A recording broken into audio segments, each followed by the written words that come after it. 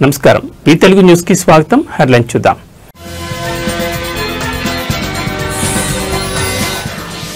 ముంబైలో మంత్రి లోకేష్ పర్యటన పారిశ్రామికవేత్తలతో వరుస భేటీలు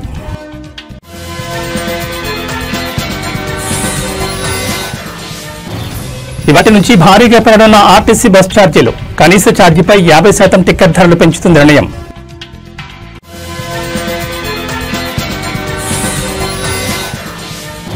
ఏఐ ప్రోగ్రామింగ్ లో ఖమ్మం యువతి సత్తా ప్రధాని చేతుల మీదుగా అవార్డు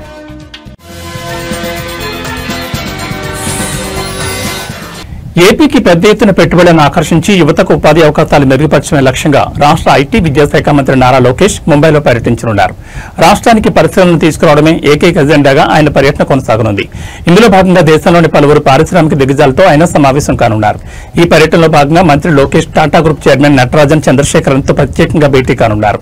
వీరితో పాటు traffic CEO Sachin Gupta, ESR group India investment head Saadat Shah, HP INC senior vice president Ipsita Das Gupta, Blue Star Limited deputy chairman Vir Advani వంటి ప్రముఖులతో లోకేష్ చర్చలు జరపనున్నారు. రాష్ట్రంలో పెట్టుబడులకు ఉన్న అనుకూలతలు, ప్రభుత్వ విధానాలను ఆయన వారికి వివరించనున్నారు. అలాగే ఈ రోజు సాయంత్రం ముంబైలో జరగనున్న 30వ సిఐఐ పార్ట్నర్షిప్ సమ్మిట్ రోడ్ షోలో కూడా మంత్రి లోకేష్ పాల్గొంటారు. ఈ కార్యక్రమం ద్వారా రాష్ట్ర ప్రభుత్వ పారిశ్రామిక విధానాలను మరింత మందికి చేరువ చేయనున్నారు. వచ్చే నవంబర్ నెలలో విశాఖపట్నం వేదికగా జరగనున్న ప్రతిష్టాత్మక పార్ట్నర్షిప్ సమ్మిట్ లో పాల్గొనాల్సిందిగా మంత్రి లోకేష్ ఈ సందర్భంగా పారిశ్రామికవేత్తలను స్వయంగా ఆహ్వానించనున్నారు. ఏపీని పారిశ్రామిక హబ్ గా తీర్చిదిద్దేందుకు ప్రభుత్వం చేపడుతున్న చర్యల్లో భాగంగా ఈ పర్యటన ఎంతో కీలకమైనదిగా భావిస్తున్నారు.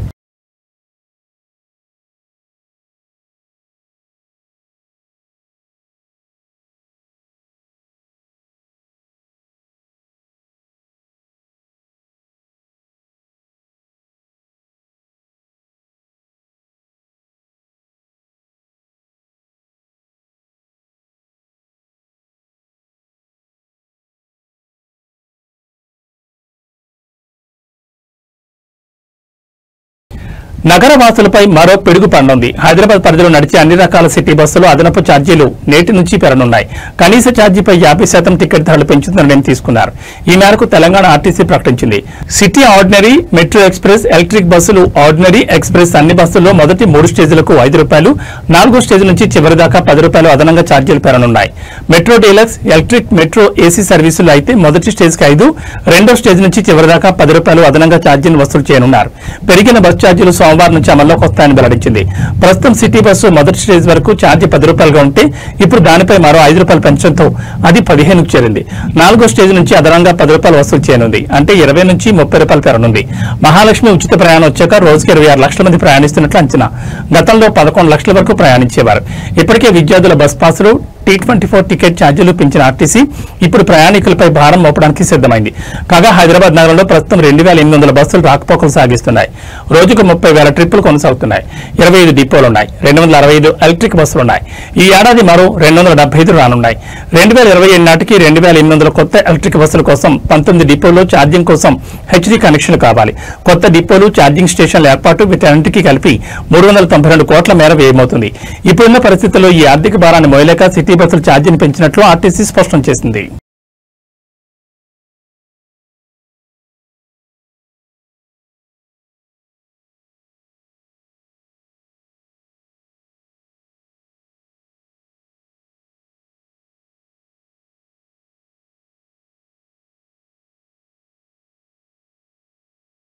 ఆర్టిఫిషియల్ ఇంటెలిజెన్స్ ప్రోగ్రామింగ్ అసిస్టెంట్ విభాగంలో ఖమ్మం జిల్లా రూరల్ మండలం ఆర్ఎంపలకు చెందిన తాండూరి పల్లవి సత్తా చాటింది. ఇందుకు గాను ఢిల్లీలో ఏకంగా ప్రధాని నరేంద్ర మోడీ చేతుల మీదుగా పల్లవి అవార్డు అందుకుంది. జిల్లా యువతి టాపర్ గా నిలవడం పట్ల డిప్యూటీ సీఎం భట్టి విక్రమార్క, మంత్రి పొంగులేటి శ్రీనివాసరెడ్డి ఆమెను అభినందించారు. ఖమ్మం జిల్లా రూరల్ మండలం ఆర్ఎంపలకు చెందిన యువతి తాండూరి పల్లవి ఢిల్లీలో ప్రధాని నరేంద్ర మోడీ చేతుల మీదుగా ఈ అవార్డు అందుకున్నారు. ఆర్టిఫిషియల్ ఇంటెలిజెన్స్ ప్రోగ్రామింగ్ అసిస్టెంట్ విభాగంలో సత్తా చాటి ఈ అవార్డును సొంతం చేసుకున్నారు. ఢిల్లీలోని విజ్ఞాన భవన్లో జరిగిన కౌశల్ దీక్షాంత్ సమారోహంలో ప్రధాని ఈ అవార్డును అందించారు. యువతలో స్కిల్ డెవలప్మెంట్, ఉద్యోగ నైపుణ్యాన్ని పెంచేందుకు ప్రధానమంత్రి సేతు పథకాన్ని 60,000 కోట్లతో ప్రవేశపెట్టారు. దీనిలో భాగంగానే అత్యుత్తమ నైపుణ్యం కనబరిచిన పలు రాష్ట్రాలకు చెందిన విద్యార్థులకు అవార్డులను ప్రదానం చేశారు. ఇందులో భాగంగానే ఆర్టిఫిషియల్ ఇంటెలిజెన్స్ విభాగంలో ఆల్ ఇండియా ట్రేడ్ టాపర్ గా ఎన్నికైన తాళ్లూరి పల్లవికి ప్రధాని నరేంద్ర మోడీ తన చేతుల మీదుగా అవార్డును ప్రదానం చేశారు. ఈ సందర్భంగా పల్లవి తల్లిదండ్రులు తాళ్లూరు రవి, అజిత ఆనందం వ్యక్తం చేశారు. జిల్లా యువత టాపర్ గా నిలవడం పట్ల డిప్యూటీ సీఎం భట్టి విక్రమార్క, మంత్రి పొంగులేటి శ్రీనివాసరెడ్డి ఆమె అభినందించారు.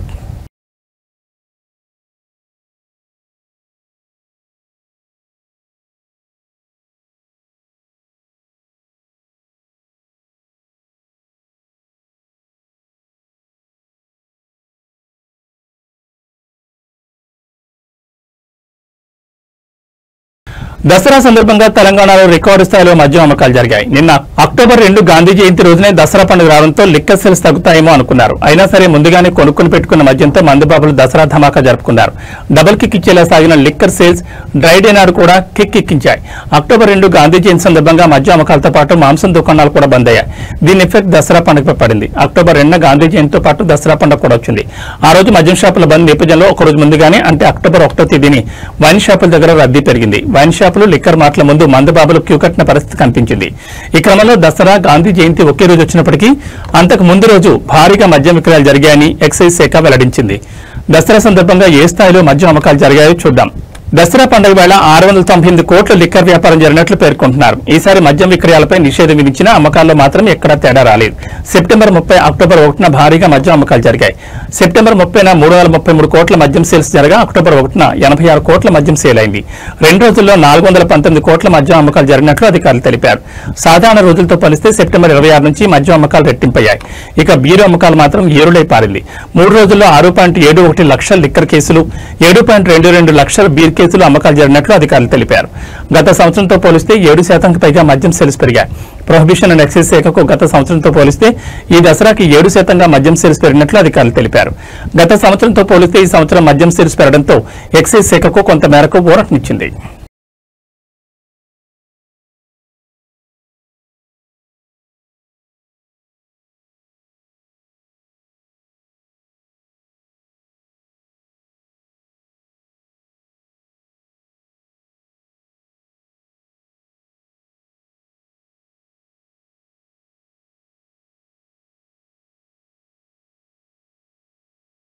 కొత్తల్లుడికి మర్యాదలంటే గోదావరి గుర్తొస్తుంది. అది సంక్రాంతి పండుగకి.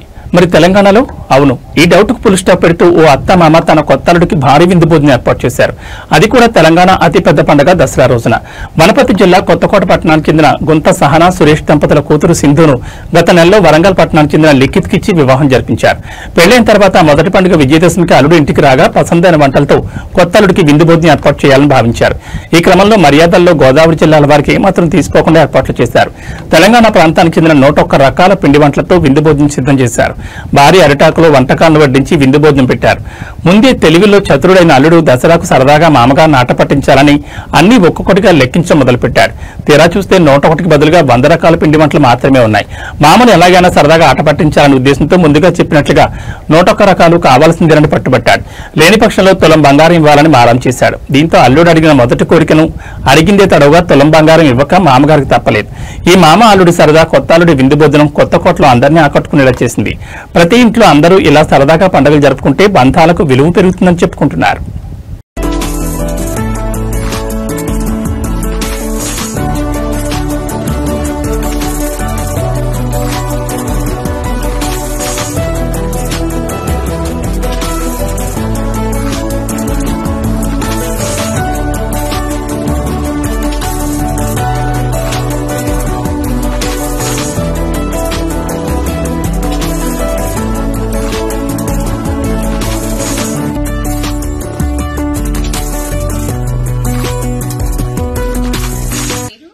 Sahana Suresh Kumar.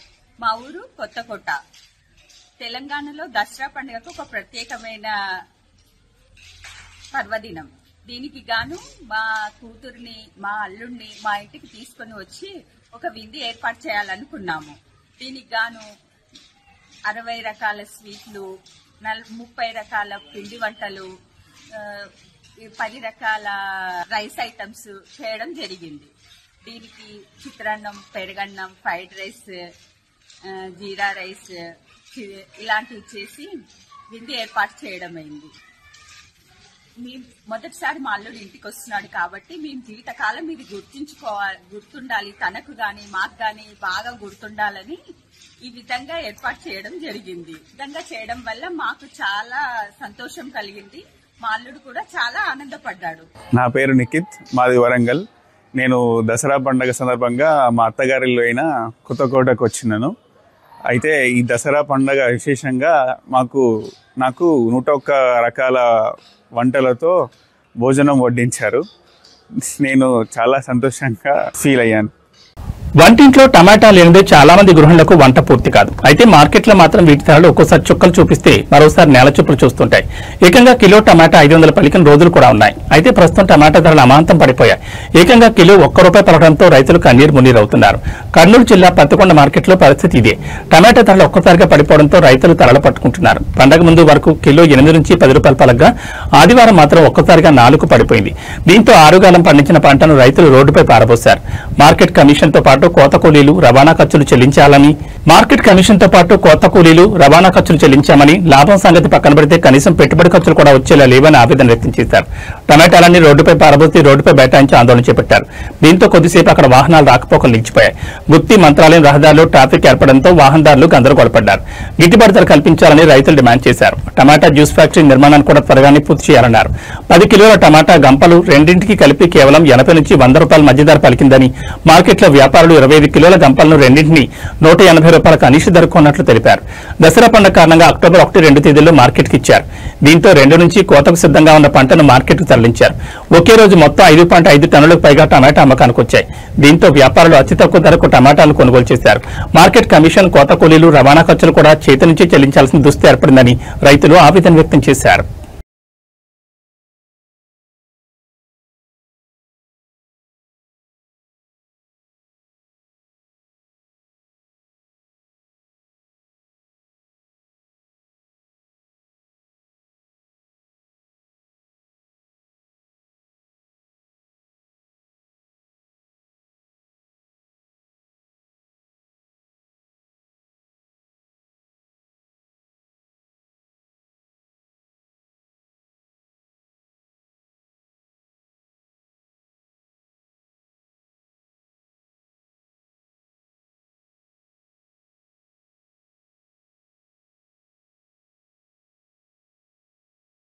LB Nagar metro station వద్ద భారీగా ట్రాఫిక్ జామ్ ఏర్పడింది. దసరా తర్వాత సొంతూళ్ల నుంచి అందరూ సిటీకి చేరుకున్నారు. అనంతరం ఎక్కువ సంఖ్యలో ప్రయాణికులు మెట్రోలో ప్రయాణించేందుకు ఆసక్తి చూపించడంతో మెట్రో స్టేషన్ వద్ద భారీగా సందడి నెలకొంది.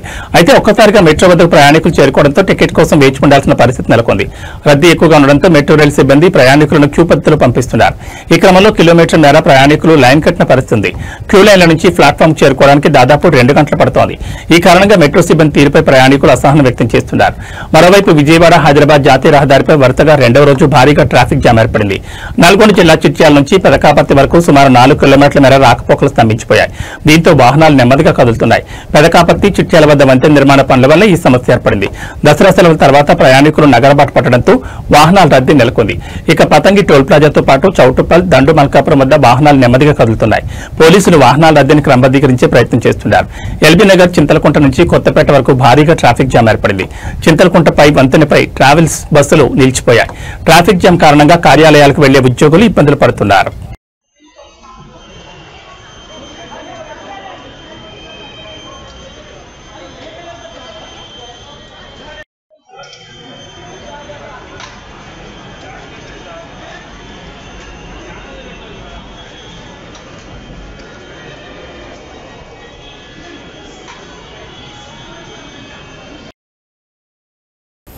ఏబీ బులెటిన్ విశేషాలు. నమస్కారం.